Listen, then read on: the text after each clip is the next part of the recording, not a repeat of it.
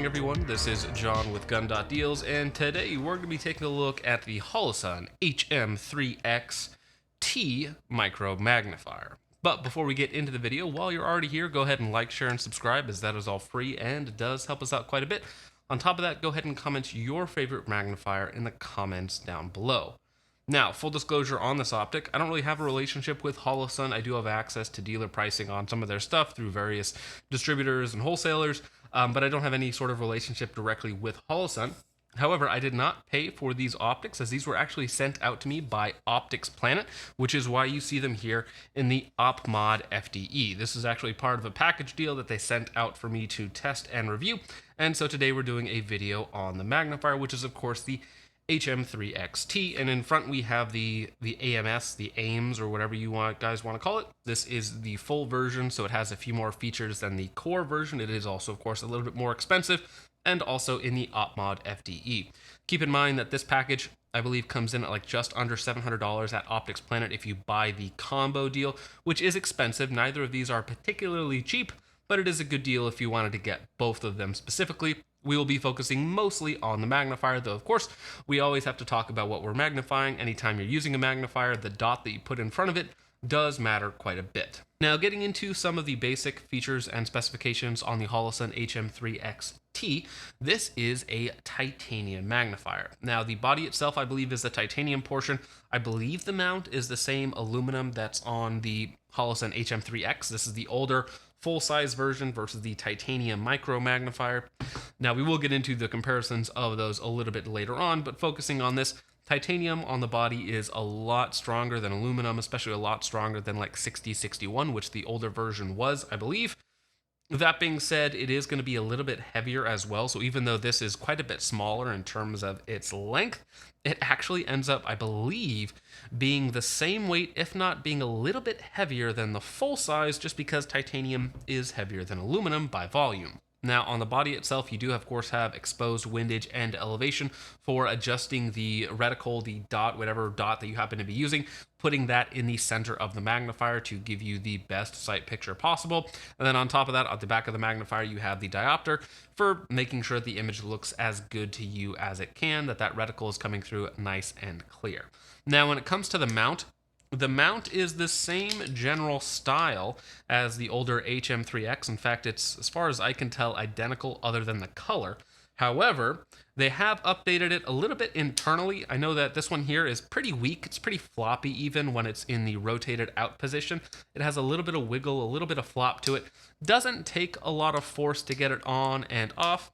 Not a huge deal, but if you notice that in slow motion will actually wobble under recoil a little bit, which again, you don't really notice it while actually using it, but it might be slightly bothersome to certain people. Now, on the HM3x-T, while the mount design is basically the same, internally it takes a lot more force. It's almost a little grindy. It's not super smooth, but it does take a lot more force to lock and unlock, and it really clicks down into position very nicely.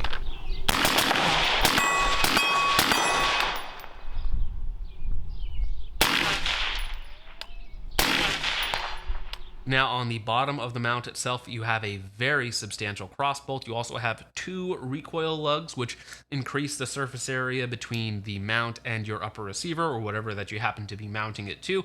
On top of that, they provide a hard stop during recoil. Honestly, I'm not sure why they went so overkill with the mount on the magnifier versus on a lot of their red dots. This is better than most of the mounts on their red dots. Some of the red dots do come with decent mounts, but overall, the mount on here is really good. You know, I wouldn't really consider it overkill, but it is really good. It's designed well, so on and so forth. I don't really have any problems with that, and the fact that they have increased the tension on the swivel itself to give you a much more positive lock and unlock. You do need to be very intentional and put a good amount of force to get it on. Now, as far as the QD arm itself goes, the only thing that I don't like about it is that it's somewhat short and cheap feeling. It's easy enough to get on and off. It does lock into position, and then you have a button to press to unlock it. And then, of course, you can torque it down from the other side. If you like to put on your magnifiers with a lot of force, again, having that small kind of cheap feeling latch just doesn't feel all that great, but that is a very nitpicky sort of thing. However, if you're used to something a little bit nicer like the Vortex mini magnifier, I believe they call this the VMX3, so they're very creative in their naming scheme. You have a much larger latch lever which is a little bit nicer. It's easier to get more force on.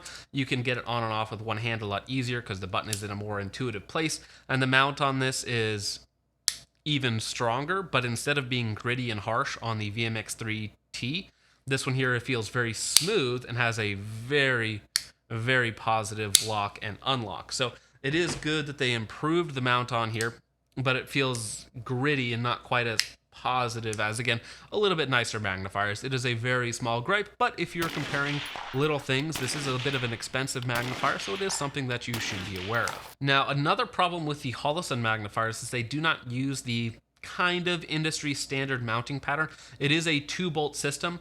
However, it only works with their own risers and their own mounts. Aftermarket mounts don't really work for these. If you notice, the Vortex, which does use the more industry standard, if you will, it does still use 2 bolts, but they're much further separated. So I can actually put this magnifier on a lot of different mounts, and I can put other magnifiers on this mount if I so desire. But if you get a Holosun magnifier, you are locked into their ecosystem when it comes to mounts, which they don't offer any different varieties, but their risers and whatever else that you want, you have to use their stuff to get it to the appropriate height if you need to do that. Now, as you see it here, the HM3x-T is bolted directly to the mount with no riser plate, so I believe this is at a absolute, so a 141, and then you have a riser plate to get it up to a 163, so that kind of gets you into the ballpark of most red dots. It may not line up quite perfectly, but that's not really an issue if they don't line up perfectly height-wise, because you can always center the reticle with your included windage and elevation. So when using it in conjunction with the Holosun AEMS, which I believe has a slightly taller bore height, even though they don't line up exactly perfectly up and down, you can always adjust that reticle to the center and you won't notice it. Now, of course, mounts and bodies are important when it comes to magnifiers, but the most important thing when it comes to actually using the thing, actually getting behind it, is going to be the eye relief and eye box. Now, for a long time, my favorite magnifier has been the Holosun HM3x because it has a fairly decent eye relief and eye box. Combined with the longer body means that you get a mechanically fairly long eye relief. So you can stick this on the back of a gun and you don't have to crane your head really far forward, and you get a very decent field of view, very decent sight picture, so on and so forth. And the fact that they are fairly inexpensive, you can find them for around $200, sometimes a little bit less than that, whereas the titanium magnifier, I believe, is $100 more expensive at around $300 starting point. Now, when it comes to the eye relief on the HM3x-T, you have a stated eye relief of 2.75 inches, which is accurate. You get about, anywhere from 2.5 to 3 inches, gets you a decent sight picture. Your field of view is 37 feet at 100 yards, which is pretty good for a 3x magnifier. It is very forgiving, gives you a good amount of information. The glass quality is not really improved over any Chinese magnifier. They all kind of look the same to me personally. The contrast is fine, the colors are fine, the edge-to-edge clarity is decent, there's not much chromatic aberration. The overall picture quality is somewhat meh.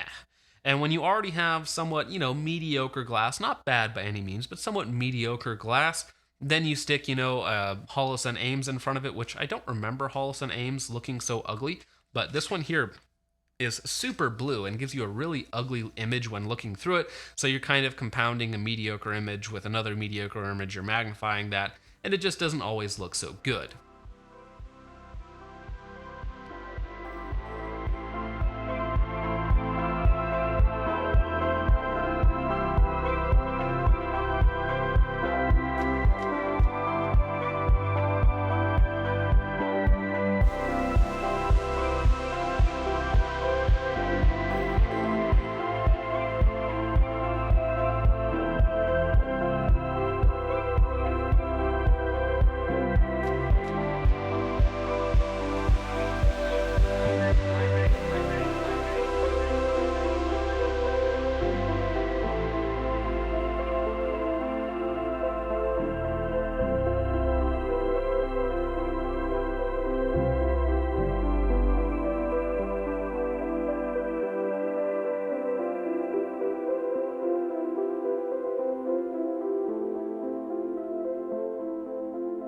So when it comes to actually using the HM3x-T, it is firmly in the good enough category with the stock 2 clicks back, which is how I usually have it. I am fairly short, and the magnifier almost at the back of the receiver. You get a decent sight picture. If I'm just very relaxed and not forward at all, I do have some black around the edges, but if I come in just a little bit, I get a full sight picture and it looks fairly decent. So in terms of usability, you have a decent eye relief, again, 2.75, 3 inches, somewhere in that range, good field of view. The glass quality is, again, mediocre. Keep in mind that you're usually magnifying already fairly mediocre glass. Now, again, another reason why I still think that the HM3X is one of my favorite magnifiers to use in general is that it has about the same eye relief, but because the body is about an inch longer, that eye relief starts an inch further back, giving you mechanically a little bit more eye relief. So for instance, looking through it right now, with my head fully relaxed, not pushed forward at all, I get a pretty much perfect sight picture. So for me, having that longer base or that longer body is going to be a little bit easier to get a full sight picture, especially if you're in a little bit more of an awkward circumstance and you can't just crane your head as far forward as you would like, and that does get uncomfortable after a long period of time. Because you have, again, about the same eye relief but a longer body, you end up with mechanically a little bit more forgiving of an eye relief. And between the HM3X and HM3x-T, while this one here is definitely a lot tougher, it is smaller but not really lighter because, again, it is titanium. The glass quality is very, very similar. It's difficult to tell the difference, and if you put an image in front of me of the different pictures through the glass, if I couldn't tell what color it would be very difficult to tell which magnifier I was looking through. I believe they have, again, the same eye relief, but again, about an inch longer body, so you functionally get more eye relief with the HM3X. Same field of view, I believe it's both 37 feet at 100 yards. Image quality is, again, perfectly fine, not great by any means, but definitely good enough, especially depending on what you're putting in front of it. So when it comes to the HM3X versus HM3X-T, I do think that the HM3X is still the better value, and it is more usable for most people, though again, it depends what you're putting it on. If you want a really small build and you're really concerned with size, then the HM3X-T is a good way to go. Keep in mind that it is more expensive, though it is also quite a bit more durable in terms of the body, but that's really its only advantage is going to be size and strength. Everything else, image quality, mounts are very similar, again, if they've updated it on the older HM3X, but other than that, they're very, very similar, but about $100 more expensive. If you're going to compare it to something like the Vortex VMX3, their micro magnifier, the micro magnifier from Vortex has about the same glass quality, very similar eye relief, very similar field of view, about the same cost as well. However, the mount here is much more superior on the VMX3 or the Vortex Mini Magnifier, and again, it is compatible with aftermarket mounts. If you did want to swap it to a different height, you can buy 193 risers for this magnifier, whereas you would have to daisy chain mounts together on the Holosun to get them to the same height. Now, the last point that I have against the HM3X-T is the fact that while titanium is nice, it's not a gimmick. It is definitely stronger than aluminum. I'm not sure how much sense it makes on a magnifier versus a red dot. For instance, do you really care if you have a indestructible magnifier behind an aluminum red dot that's going to break first? Because if your dot breaks first, then your magnifier is kind of worthless. So it doesn't really make sense to stack titanium behind aluminum, and your main aiming point is much more important than a magnifier. A magnifier is meant to increase your capabilities, but again, it's not an actual aiming device or anything like that.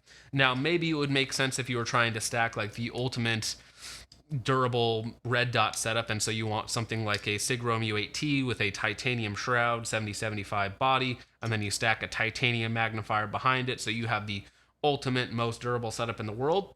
But I don't really think that's what most people are going to be doing, so unless you're into just having the toughest, most durable option out there, I don't think that the titanium is really going to matter all that much to most people. It is nice on paper, and it is, again, a good feature to have, but is it worth that extra $100?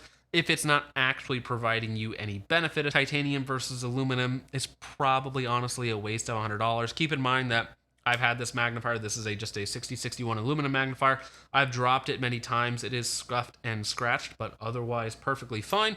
So is there a real advantage to titanium? I'm sure if you were to do a crush test between two of them, yeah, titanium would hold up better than aluminum, but in real world circumstances, does it really matter all that much?